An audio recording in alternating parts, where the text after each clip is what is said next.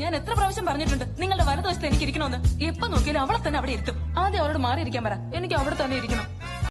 ദൈവമേ, മൂർഖനെയാണല്ലോ ചവിട്ടി. Lakshmikutty Singapore for a long time. കാഴ്ചക്ക് ഒരു അരവട്ടനെ പോലെയുണ്ട്.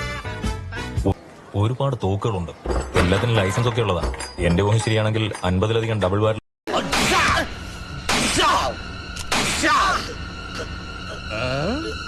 ഞാൻ വിശ്വസിക്കില്ല. സമൂഹത്തിന്റെ മുന്നിൽ അയാളൊരു ഡോക്ടറാണ്.